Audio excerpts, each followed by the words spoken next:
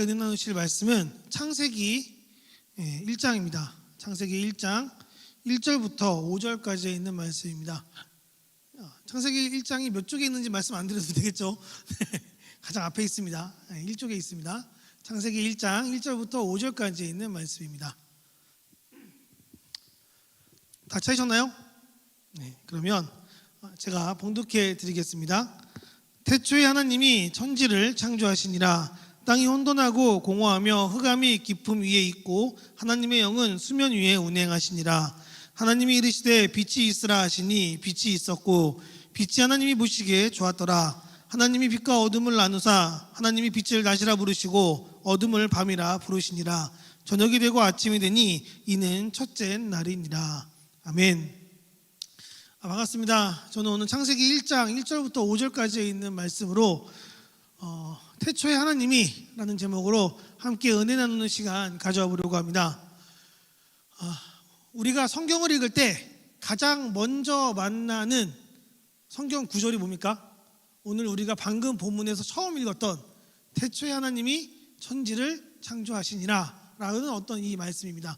사실 우리가 이 말씀을 이렇게 믿음의 눈으로 봤을 때는 이게 전혀 아무런 거리낌도 없고 이게 전혀 우리에게 뭔가 걸리는 것도 없는 온전한 하나님의 선언이시고 우리가 믿는 바이기 때문에 이걸 그냥 우리가 읽어 넘어갈 수도 있겠지만, 여러분, 하나님을 믿지 않는 사람들에게 있어 이 말씀은요 정말로 넘어가기 힘든 말씀입니다. 그래서 성경은 의도적으로 하나님께서 이 땅을 창조하셨다라고 하는 이 선언으로서 성경이 시작되고요, 이 선언을 받아들일 수 있는 사람들은 성경을 읽을 수 있지만 이 선언을 받아들일 수 없는 사람들은 성경을 읽지 못하게 됩니다. 그러니까 여기에서부터 사람이 극명하게 갈리는 거예요. 그래서 이걸 난 도저히 못 믿겠습니다 라고 하면 이 뒤에 있는 모든 이야기들을 어찌 믿음으로 받아들일 수 있겠습니까? 이건 그냥 그 사람들에게는 신화나 다름없는 이야기가 될 거예요. 그런데 내가 이 말씀을 믿고 믿음으로 받을 수 있다라고 하면은 그때부터 이 말씀은 우리의 신앙의 근간이 되는 말씀으로서 받아들일 수 있는 겁니다. 그래서 우리가 성경을 읽을 때 이 첫 번째 하나님의 선언을 어떻게 보느냐에 따라서 우리의 신앙, 우리의 믿음, 또 우리의 방향이 완전히 달라지는 겁니다. 이건 비단 성경을 읽을 때만 바뀌는 게 아닙니다. 여러분, 삶의 전체의 모습에서도요 마찬가지예요. 여러분, 우리가 창조를 받아들이는 사람과 창조를 받아들이지 않는 사람의 인생은 극명하게 다른 길을 걸을 수밖에 없게 됩니다. 왜냐하면 창조를 받아들이는 사람은 자신이 어디로부터 왔으며 어디로 가는지를 아는 사람들이지만, 창조를 받아들일 수 없는 사람들은 내가 어디로부터 왔는지를 모르기에 어디로 갈지를 모르는 사람들로 그런 인생을 살 수밖에 없게 되기 때문입니다. 그래서 우리가 성경을 읽을 때 이 첫 번째 있는 문장, 이 첫 번째 있는 이 선언을 우리의 선언으로 받아들일 수 있게 되기를 주님의 이름으로 축복합니다. 그리고 그렇게 우리가 이걸 우리의 믿음으로 받아들이고 이 선언을 우리가 함께 해나가며 이 세상을 바라볼 때, 또 내 자신을 바라볼 때 하나님께서 우리를 어떻게 인도하시는지 함께 살펴보고 생각하고 그렇게 함께 고민해 볼 수 있는 그런 귀하고 복된 시간이 될 수 있게 되기를 주님의 이름으로 축복합니다. 여러분, 우리가 지금 읽고 있는 이 창세기라고 하는 성경은 저자가 누굴까요? 저자 모세죠. 보통 우리가 모세오경이라고 부르니까 창세기부터 시작해서 창세기, 출애굽기, 레위기, 민수기, 신명기 이 5개의 말씀이 이제 누구로부터 시작된 거, 그러니까 누가 이렇게 기록을 한 겁니까? 모세가 기록을 한 거예요. 그러면 모세가 이 어떤 말씀들을 기록을 할 때 어쨌건 모세가 가지고 있는 자신의 생각을 가지고 그 자신이 가지고 있는 어떤 경험이나 아니면 자신이 들었던 이야기나 과거부터 이어져온 그 모든 이야기들을 다 총집대성해서 이 이야기를 쓰지 않겠습니까? 왜냐하면 모세의 이야기는 출애굽기가 시작되면서부터 이야기가 나오기 때문에 사실 모세가 이 앞에 있는 이야기에 대해서는 어떤 조상들로부터 혹은 과거로부터 하나님께서 주신 지혜 안에서 그렇게 자신이 경험하지 못했던 일들을 쓸 수밖에 없는 글이라는 것을 우리가 생각하며 이 부분을 읽어야 합니다. 근데 그랬을 때 모세가 이 첫 문장을 썼을 때 저는 이 첫 문장이 굉장히 놀라웠습니다. 우리 한번 같이 읽어볼까요? 1장 1절을 함께 읽겠습니다. 태초에 하나님이 천지를 창조하시니라. 아멘. 저는 이게 왜 놀랍다고 생각하냐면요, 여러분, 보통 사람들이요 창조한다 라는 개념을 어떻게 생각합니까?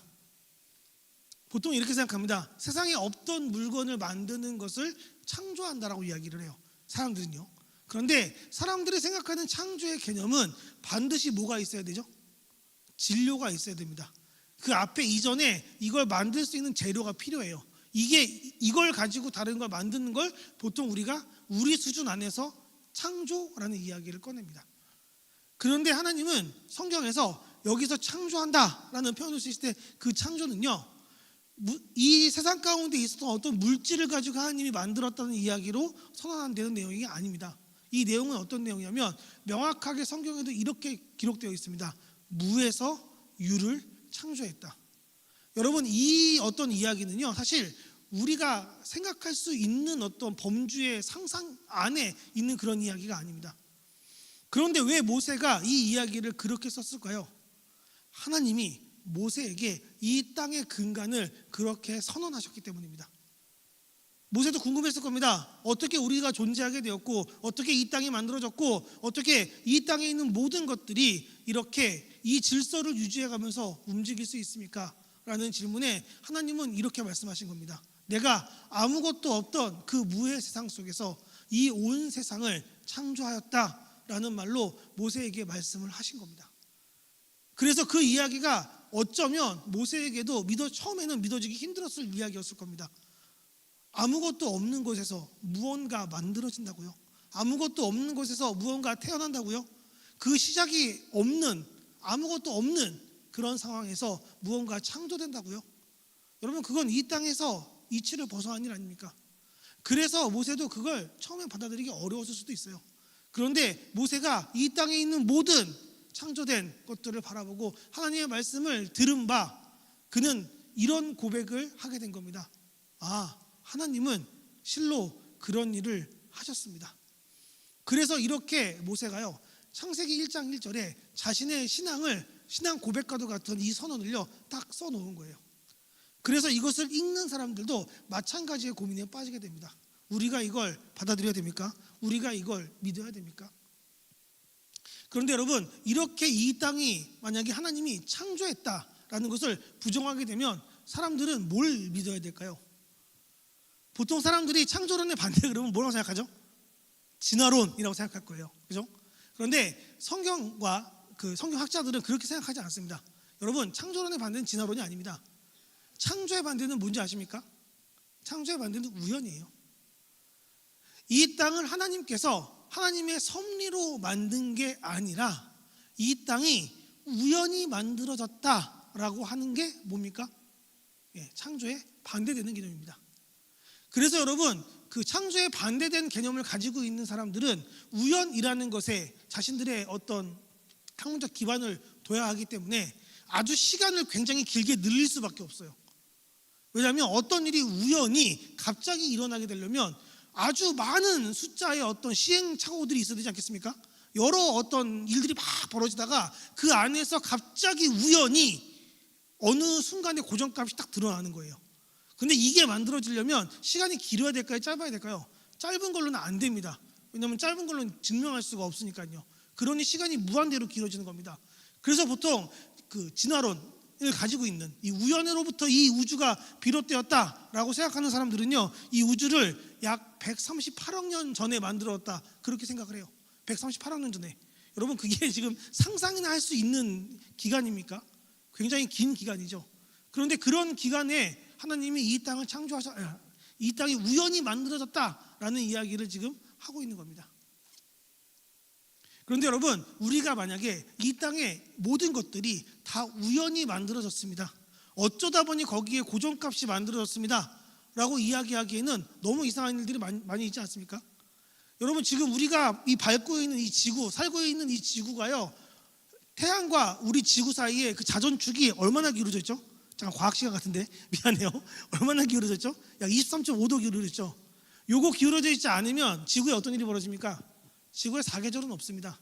물론 이제 공존하고 있는 그 모양도 중요하지만 기울어져 있지 않으면 그런 일들이 벌어지지 않아요. 그럼 지금 우리가 살고 있는 이 세상의 모습이 지금과는 많이 달랐을 겁니다. 또 그뿐입니까? 여러분, 태양하고요 지구까지의 거리가 1억 5천만 킬로미터 정도의 거리거든요. 근데 그 거리를 유지하지 않으면 어떤 일이 벌어집니까? 이 땅에 그 어떤 생물도 살아갈 수 없습니다. 지구 이외의 왜 다른 행성에는 생물들이 살 수 없습니까? 그 거리를 유지하지 못하기 때문입니다. 그런 것들을 우리가 생각해 보면 이상하지 않습니까? 우연히 거기에 어떻게 하다 보니 그런 일들이 만들어졌고 그런 기범값들이 생겨났고 거기에서 그런 일들이 벌어진 거예요. 여러분, 우리가 숨 쉬려면 뭐가 필요하죠? 산소 필요하잖아요, 그죠? 근데 산소가 100% 있으면 숨 쉴 수 있을까요? 숨 못 쉽니다. 산소는 정확히 21% 정도의 농도로 이 공기 중에 녹아 있어야 우리가 숨을 쉴 수가 있어요. 그렇다는 이야기는 어떤 이야기입니까? 이건 누군가가 그 값을 조절해서 만들었다는 이야기입니다. 만약에 그렇지 않다고 한다면 우연히 그 농도가 조절된 거겠죠. 그래서 섭리를 믿을 것이냐 우연을 믿을 것이냐는 굉장히 큰 삶의 양상을 차이를 보이게 되는 거예요. 우연을 믿는 자들은 우연에 기대한 삶을 살기 시작합니다. 어쩌다 보니 발생된, 그래서 앞으로의 미래도 알 수 없기에 내가 그 우연을 행운 같은 것들을 믿으며 살아가는 그런 인생을 살 수밖에 없는 거예요. 그런데 하나님을 믿는 사람들은 삶을 그렇게 살아갑니까? 아닙니다. 하나님을 믿는 사람들은요, 여러분, 하나님께서 이 땅을 창조했음을 믿기 때문에 우리는 그분의 섭리를 따릅니다. 그분이 뭐라고 말씀하시는지, 그분이 우리를 어디로 이끄시는지, 그분이 우리를 어떻게 가르치시는지, 그분이 우리를 어디로부터 시작해서 어디로 이끌어 가시는지를 이야기해 주는 거예요. 여러분, 이게 되지 않으면 우리가 이 세상을 살아가는데 세상 사람들과 전혀 다른 모습으로 살아갈 수가 없는 겁니다. 제가 이번에 그 코타키나발루 선교를 다녀왔어요. 교육자들이요. 그래서 그 지역을 갔는데 그 지역을 보고 깜짝 놀란 게 하나 있습니다. 뭐냐면 자연경관이 너무 멋있는 거예요. 그리고 나무들이요 다 엄청 큰 거예요. 한국에서 막 몇백 년 살아야 만들어질 수 있는 정도 크기의 나무가 거기는 굉장히 짧은 시간 안에도 자랄 수 있다라고 이야기하더라고요. 그래서 엄청나게 많은 나무와 막 이런 것들을 보면서 와, 진짜 자연경관이 멋있다 이런 생각을 했거든요. 근데 그 자연경관을 보다가 제가 한 가지 이렇게 주목한 점이 하나 있습니다. 뭐냐면요, 그 아름다운 자연경관에 사람이 만든 건물들이 있어요. 사람의 집이 있는 거예요. 그런데 사람이 있는 그 집이요 굉장히 부조화스러운 겁니다. 무슨 이야기냐면 자연은 멋있고 자연은 깨끗하고 자연은 굉장히 보기 아름다운데 거기에 이렇게 막 녹슬어 있는 그 지붕을 가지고 있는 건물들 딱 보는 순간 어떤 마음이 들었냐면요, 아, 사람들이 문명의 발전을 이루어서 만들어낸 건물과 하나님이 만드신 자연이 딱 대비가 되는 겁니다. 사람은 무언가 만들어서 발전한다고 생각을 하지만 여러분, 우리가 만드는 것들이 정말로 발전을 하고 있는 겁니까? 인간이 만드는 모든 것들은 여러분 다 부패합니다. 인간이 만든 모든 것들은 다 수명이 있어요. 인간이 만든 모든 것들은 영원한 게 하나도 없습니다. 그런데 하나님이 만드신 자연은 어떻습니까? 영원히 돌아가는 그 안에 질서가 있고 영원히 하나님께서 하나님의 섭리 안에 두신 그런 어떤 자연광이 보이는 거예요. 그걸 보면서 이런 생각을 했습니다. 아, 우리가 발전시켰다고 이야기하는 문명이 어쩌면 그게 우리 눈에 보기에만 좋은 거지 이게 하나님이 만든 것과는 비할 바가 아니구나, 그런 생각이 들더라고요. 그래서 그걸 보면서 이런 생각을 했습니다. 아, 우리가 하나님을 제대로 알게 된다면, 내가 어디로부터 시작한지 알게 된다면, 하나님이 만드신 것이 얼마나 놀라운 것인지를 우리가 알게 된다면 우리가 마땅히 가야 될 곳도 알게 되겠구나라는 생각을 했습니다. 여러분, 실제로 세상에 있는 사람들이요 그 뭐 하죠? 자기 자신의 근원을 발견하겠다고 뭐 합니까? 막 태국 같은데, 티벳 같은데 가지 않습니까? 가서 뭐해요? 막 아주 긴 시간 동안 명상도 하고 수련도 하고 막 이 사람 저 사람 만나면서 자기 근원 찾아보겠다고, 내가 누군지 알아보겠다고 그러고 다니지 않습니까? 그런데 성경은 명확하게 이야기해 주는 거예요. 내가 누구인지를요. 네가 어디로부터 비롯되었고 누구로부터 출발하였고 결국 어디로 와야 되는지를 말씀해 주고 있습니다. 여러분, 그걸 믿는 사람들은 그 여행을 굳이 나갈 필요가 없는 겁니다. 그 여정을 굳이 떠날 필요가 없는 겁니다. 거기에 시간과 노력을 쓸 필요가 없는 겁니다. 왜요? 우리는 이미 명확히 내가 누구인지, 어디로부터 왔는지, 누가 내 삶을 인도하시는지, 내 삶의 끝이 어디에 하는지를 아는 사람들이니까요. 그래서 하나님 말씀하시는 거예요. 처음부터요. 이 땅은 내가 창조했다. 너희도 내가 창조했다. 너희의 기본값도 내가 만들었다. 그러면 결국 하나님이 우리를 구원하신다는 건 뭡니까? 그렇게 하나님을 떠났던 사람들을 다시 하나님께로 돌리는 일, 하나님 안으로 불러 모으는 일, 하나님께서 함께 하시는 일, 여러분 이게 우리의 삶 가운데 하나님이 주신 길이고 명령이고 구원인 겁니다. 그래서 창세기 1장 1절을 우리가 읽을 때 우리는 그런 마음으로 읽어야 되는 거예요. 이걸 내가 믿음으로 받아들이는 삶이 내 삶을 인도하신 하나님의 섭리를 믿는 삶이어야 하는구나 라고 받아들여야 됩니다. 그렇게 우리가 하나님의 섭리를 받아들일 때 우리는 그 다음 절부터 놀라운 하나님의 은혜를 발견하게 됩니다. 2절에 있는 말씀 우리 함께 읽을까요? 2절입니다. 땅이 혼돈하고 공허하며 흑암이 깊음 위에 있고 하나님의 영은 수면 위에 운행하시니라. 아멘. 그냥 우리가 눈으로 보면은 마치 하나님께서 창조하시기 이전의 땅이 무언가 존재하고 있고 또 그 안에 엄청난 혼돈과 공허가 그 안을 가득 채우고 있고 이걸 어떻게든 질서 있는 세상으로 바꿔보려고 열심히 움직이고 있는 하나님의 영이 일하고 있는 것처럼 보이실 수도 있겠지만 사실 이 본문이 가지고 있는 표현은 그런 표현입니다. 어떤 표현이냐면요, 여러분 하나님께서 이 땅을 창조하실 때, 이 땅에 질서를 부여하실 때, 이 땅을 만들어 가실 때 그분이 이 땅을 어떻게 창조하셨는지를 이 한 절의 말씀으로 표현하고 있는 겁니다. 여기서 보면은 하나님의 영이 수면 위를 운행하고 있다라고 이야기하고 있지 않습니까? 여러분 수면 위를 운행한다는 게 어떤 뜻일까요? 한번 생각해 보세요. 보통 우리가 이런 상상 많이 하거든요. 지구가 있으면은, 우주가 있으면은 하나님의 영이 여기를 막 돌아다니는 거예요. 그죠? 여러분 그렇게 생각하세요? 바쁘게 돌아다니시는 거예요. 근데 성경에서 표현하는 이 운행한다는 표현은 그런 표현이 아닙니다. 이거 어떤 표현이냐면, 여러분 혹시 독수리가 그 알을 품는 거 보신 적 있어요? 독수리가 아니어도 됩니다. 새가 알을 품는 모습이요.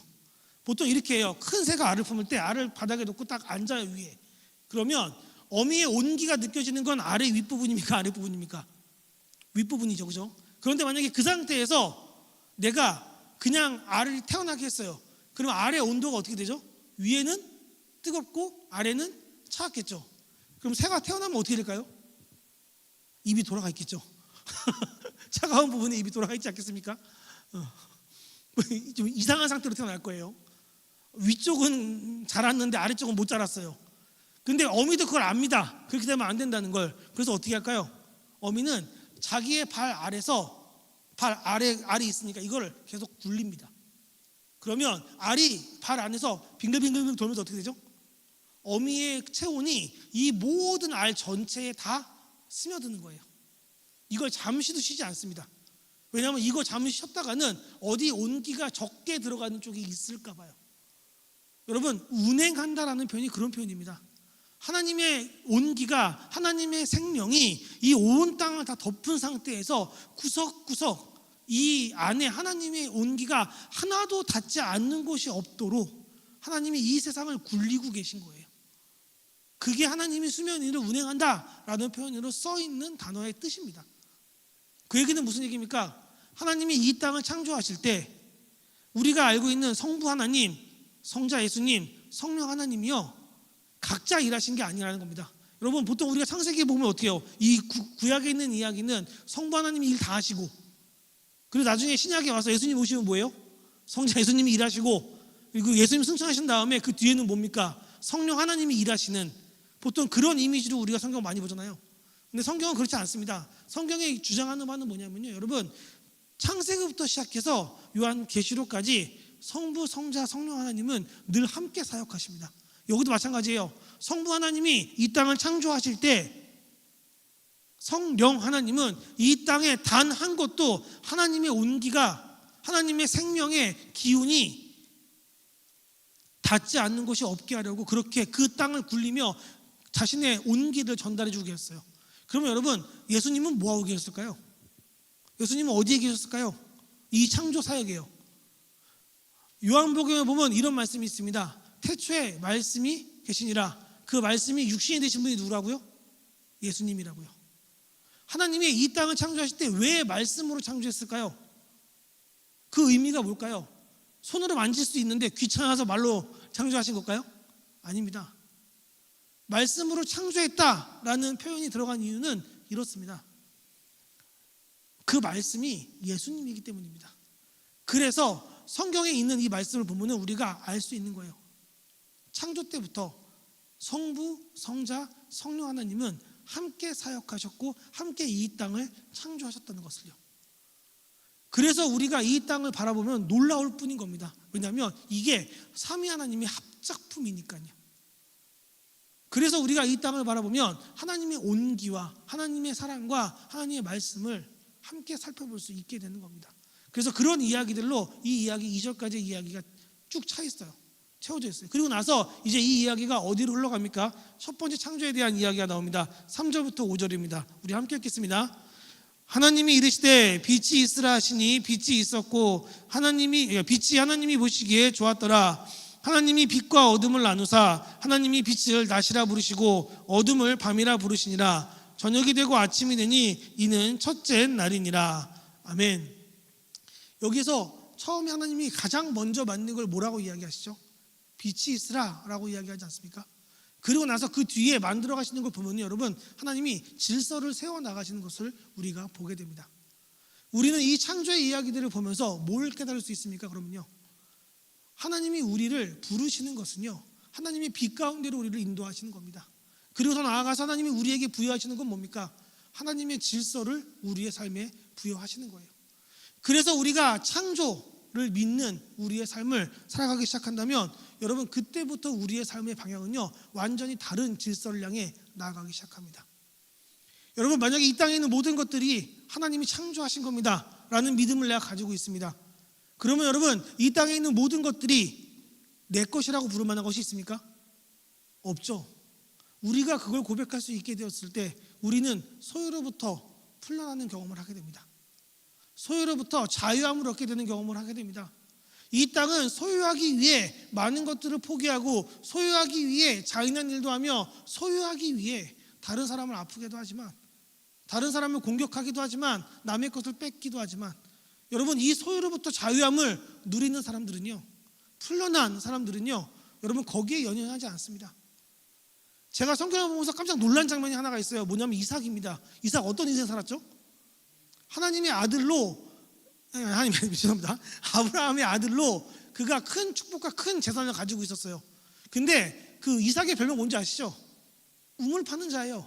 가가지고 이렇게 땅을 파요. 물이 막 나와요. 이거 엄청난 능력입니다.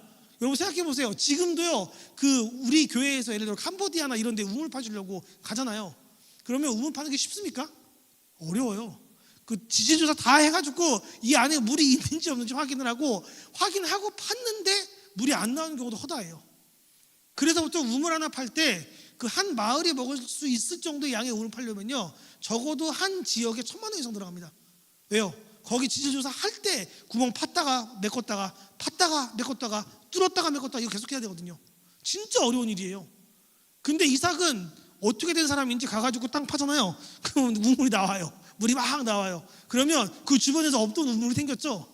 보통 이때 당시에 물이 귀했기 때문에 우물 생기면 어떻게 됩니까? 거기에 마을 생겨요. 와가지고 이삭한테 이야기하는 거예요. 너 여기 로컬 주민 아니잖아. 나가. 여기 우리가 살 거야. 그렇게 얘기하는 거예요. 그러면 어떻게 합니까? 이삭이요, 주고 나옵니다. 이거 내 거야 라고 이야기하면서 목숨 걸고 안 싸웁니다. 그래? 알았어. 너 익었어? 그리고 가요. 그리고 또 땅을 파요. 어떻게 됩니까? 네, 물이 나와요. 또 와서 뺏어요. 그러면 또 어떻게 해요? 또 딴 데 갑니다. 또 땅을 파요. 또 우물이 나와요. 그게 이삭의 인생이었어요. 이상하지 않습니까?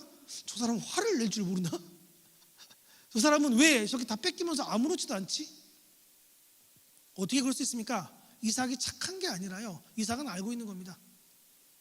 내가 내 것이라고 부를 만한 것이 없다는 걸요. 그의 아버지도 보여주지 않았습니까? 하나님이 바치라 그랬더니 가장 사랑하는 자기까지 바치는 자신의 아버지를 자신의 눈으로 본 사람입니다. 자신의 인생에서 하나님이 어떻게 아내를 얻게 하셨고 자신의 인생을 어떻게 이끌어가는지를 이삭은 늘 눈으로 보고 배웠습니다. 그래서 알고 있는 겁니다. 아, 이 세상에서 내 것이라고 부를 만한 것은 없구나. 저들이 자기 것이라고 우기면 내가 그냥 줘도 상관없겠구나. 왜요? 하나님이 나와 함께 하시니까요. 하나님이 나를 채우실 거니까요. 하나님이 나와 함께 하시니 내게 부족함이 없습니다. 여러분, 그게 누구의 고백이었습니까? 이삭의 고백이었던 거예요. 그래서 우리가 이삭의 이야기를 보면 우리는 고갯을 갸웃하지만 이삭은 그게 전혀 불편하지 않는 겁니다. 우리가 그런 경험을 이 창조신앙을 통해서 함께 누릴 수 있는 겁니다. 여러분, 인생에서 우리가 소외로부터 풀려난다 가능하겠습니까? 우리의 의지와 우리의 생각과 우리의 상식으로는 불가능합니다. 그런데 우리가 이 땅을 창조하신 분이 하나님이라고 하는 믿음을 가지고 있다면, 이 모든 것들이 하나님의 것이기에 하나님이 허락하신 것을 내가 쓰고 있다라고 내가 믿을 수 있다면, 여러분, 그곳으로부터 자유함을 누리는 기쁨을 우리가 누릴 수 있게 되는 겁니다. 그리고 또한 내가 창조신앙을 가지면 어떻게 됩니까? 아까도 이야기했지만 내가 어디로부터 비롯됐는지 배웠죠? 알았죠? 그러면 내가 어디로 돌아가야 될지도 아는 거 아닙니까? 여러분, 보통 우리가 아픈 사람이 있어요. 아픈 사람을 고친다는 게 어떤 의미죠? 아픈 사람을 고친다, 원래 상태로 돌려놓는 겁니다. 이 사람이 아파서 어디가 잘못돼서 어디에 문제가 생겨서 이 사람이 원래 가지고 있어야 될 그 기본 상태에서 벗어났어요. 그러면 우리가 어떻게 합니까? 이걸 다시 원래 상태로 돌리는 걸 고친다라고 표현하지 않습니까? 우리가 창조신앙을 갖게 되면 우리의 원래 상태가 뭔지 알게 됩니다. 우리의 원래 상태가 뭐예요? 하나님 안에 있는 거예요. 그런데 우리가 고장났어요. 왜요? 하나님으로부터 벗어났으니까요. 내가 창조신앙을 인정하게 되면 이제 나를 어떻게 고쳐야 될지를 아는 겁니다. 여러분, 세상 모든 사람들이요, 자기를 고치고 싶은데 어떻게 고칠지 모르니까 자신의 어떤 부족한 부분들, 자신의 어떤 고장난 부분들을 세상의 여러 방법으로 다 채우잖아요. 근데 여러분, 그게 해결됩니까? 안 돼요. 그래서 모두가 이야기하는 겁니다. 공허하다고요. 아무리 채우려고 채워도 채워지지 않는다고요. 당연하죠. 어디로 돌아가야 될지를 모르는데, 어떻게 돌아가는 게 회복인지를 모르는데, 여러분, 어떻게 그 사람이 자신을 고칠 수 있겠습니까? 그럴 수 없는 겁니다. 그런데 하나님을 아는 사람들, 창조신앙 안에 있는 사람들은요, 어떻습니까? 내가 하나님으로부터 비롯됐으니 내가 온전히 치유받는 건 뭡니까? 하나님께로 돌아가는 겁니다. 그게 구원입니다. 하나님을 떠나 내 마음대로 살려고 했던, 여러분, 탕자의 비유를 기억하십니까? 그 탕자가 어떤 일을 했어요? 원래 아버지 안에 있는 게 기쁨이었는데 너무 지겨운 거예요. 그래서 어떻게 했죠? 재산의 일부를 떼다가 가지고 가서 자기 멋대로 살았어요. 그 결과가 뭡니까? 종살이 하는 겁니다. 돼지 쥐염염을 먹는 겁니다. 그들이 그렇게 혐오하는 돼지와 함께 생활하는 그런 인생으로 살아가고 있었습니다. 그랬는데 그 사람이 어떻게 구원을 받습니까? 아버지를 기억한 겁니다. 내가 어디로부터 비롯되었는가? 내가 누구의 아들이었는가? 내가 누구와 함께 했었는가? 이전으로는 돌아갈 수 없겠지만 내가 그분께 돌아가면 그분이 나를 종으로는 써주겠지, 다른 종들보다는 조금 선대해 주시겠지라는 마음으로 아버지께 돌아갔더니 아버지께서 어떻게 했습니까? 집 나간 내 자식이었으니까 너는 내 아들은 안 되겠고 종들 중에 우두머리에, 그렇게 했습니까? 아니요. 그분은 자신에게로 돌아오는 그 아들을 모든 지위를 다 회복시켜 줍니다. 옷도 다시 입히시고 반지도 다시 끼워주고 신발도 신기고, 온 마을 사람들에게 죽었던 내 아들이 돌아왔습니다. 나는 내 아들이 돌아온 것만으로 기쁩니다 라고 하면서 막 잔치를 벌이지 않습니까? 그의 신분이 순식간에 회복되는 것들을 여러분 보지 않습니까? 이게 우리가 구원받는다는 이야기예요. 출애굽기도 마찬가지 아닙니까? 여러분, 이스라엘 백성들이 하나님을 떠나 애굽에서 종살이하다가 다시 하나님 안으로 돌아오는 과정의 이야기를 담고 있는 건, 여러분, 그게 우리가 읽고 있는 성경의 내용이에요. 우리도 마찬가지입니다. 우리가 어떻게 구원받습니까? 하나님을 떠나 하나님과 상관없는 사람들이 예수 그리스도 안에서 다시 하나님께로 돌아오는, 하나님과 상관 있는 사람들이 되는, 하나님의 자녀가 되는 그런 기쁨을 누리는 것, 여러분, 그걸 우리는 구원이라고 부릅니다. 하나님은 이 사역을요 한 번도 바꾸신 적이 없어요. 그래서 우리가 창조신앙을 믿으면 어디로부터 비롯됐고 어디로 돌아가는 것이 옳은 것이고 어떻게 되는 것이 고침받는 것인지를 알게 된다, 그렇게 이야기할 수 있는 겁니다. 그래서 여러분, 저는 우리가 창조신앙을 가지고 이야기할 때 이 말씀을 좀 기억했으면 좋겠어요. 창세기 1장 1절 제가 바꾼 거거든요. 조금 띄워주시겠어요? 자막. 네, 창세기 1장 1절이거든요. 같이 읽어볼까요? 여러분 그 나눔지에도 있어요. 태초에 성부 하나님으로부터 성자 예수님을 통해 성령 하나님 안에서 창조하시니라. 아멘. 이게 여러분 하나님이 우리를 인도하시는 방법입니다. 여러분 우리를 만들 때도 이렇게 만들었고요, 그분이 우리를 구원할 때도 어떻게 구원합니까?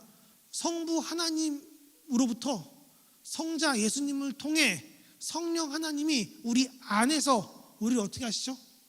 우리를 구원의 길로 인도하시지 않습니까? 모든 시작과 끝의 여정이 동일한 겁니다.